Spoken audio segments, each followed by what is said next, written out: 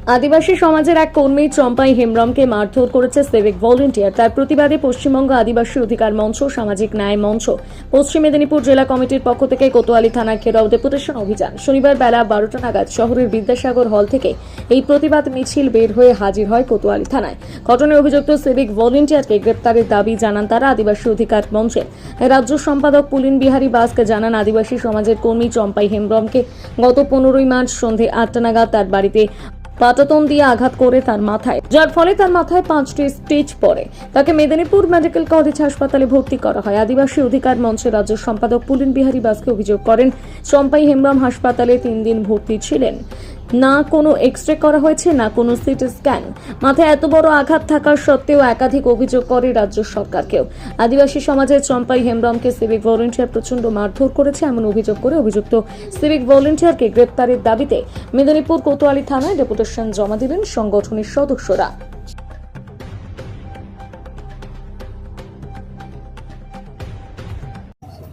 না, আজকে ডেপুটেশনটা হচ্ছে, আপনারা শুনলেন ইতিমধ্যে যে পশ্চিমবঙ্গ আদিবাসী অধিকার মঞ্চ এবং সামাজিক ন্যায় মঞ্চ দুটো সংগঠন যৌথভাবে কোতোয়ালি থানাতে আজকে ডেপুটেশন হচ্ছে।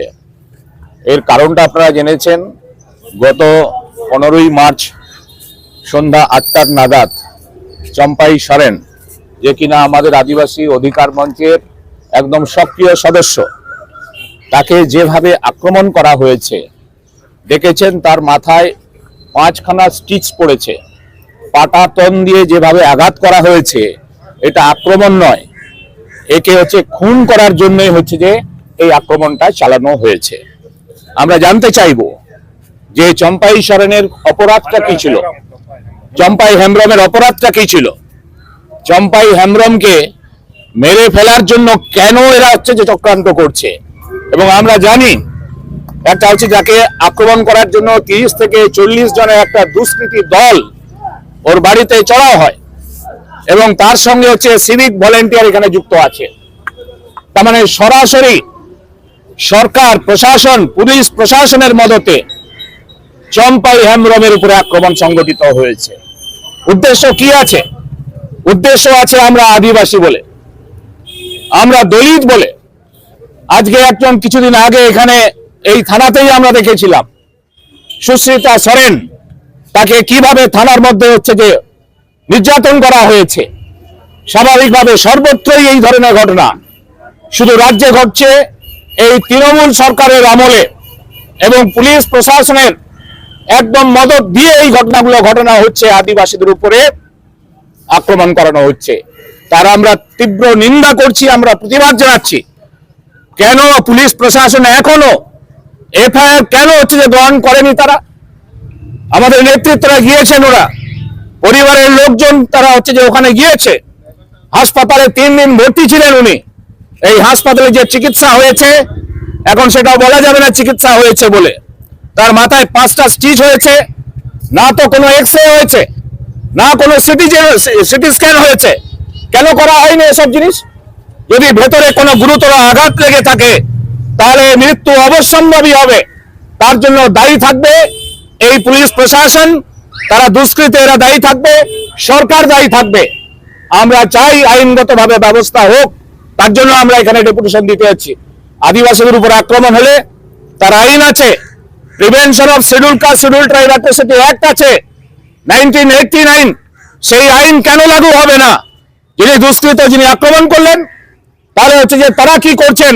এই থানার যারা হচ্ছে যে অফিসার আছেন ইনচার্জ, আমরা তাকে জানতে চাইবো কেন এই ঘটনা ঘটেছে, কেন গ্রেপ্তার হয়নি আজ পর্যন্ত, কেন এফআইআর দর্জ করেননি আপনি? স্বাভাবিকভাবে এটা করার জন্যই আমরা এসছি। আমরা চাই যদি এর বিহিত না হয় তাহলে আমাদের বৃহত্তর আন্দোলনের জন্য আমরা প্রস্তুত হব। কারণ এই সরকারকে আমরা জানি, এই পুলিশ প্রশাসনকে আমরা জানি, এটা হচ্ছে দলদাসে পরিণত হয়েছে। এই সরকারের আমলে কোনোদিন বিচার হয়নি, আদিবাসী মানুষেরা বিচার পায়নি। আজকে সর্বত্রই দেখুন মহিলাদের উপরে ধর্ষণ হচ্ছে, আদিবাসী মহিলাদেরকে ধর্ষণ করে তাকে খুন করে দেওয়া হচ্ছে, তার কোনো বিচার হচ্ছে না। ডাক্তারকে ওখানে ধর্ষণ করে খুন করে দেওয়া, তার কোনো বিচার হয়নি। সুতরাং এই সরকারের আমলে আমরা বিচার আশা করি না। সেই জন্য বৃহত্তর আন্দোলনের জন্য আমরা আজকে এসেছি। সেই জন্য আজকে আমরা জানতে চাইবো যে আপনারা কি ব্যবস্থা গ্রহণ করেছেন এই দোষী ব্যক্তিদের গ্রেপ্তার করেছেন না করেননি সেইটা আমাদের বলুন, না হলে হচ্ছে প্রস্তুত থাকুন আরো বৃহত্তর আন্দোলনের জন্যই।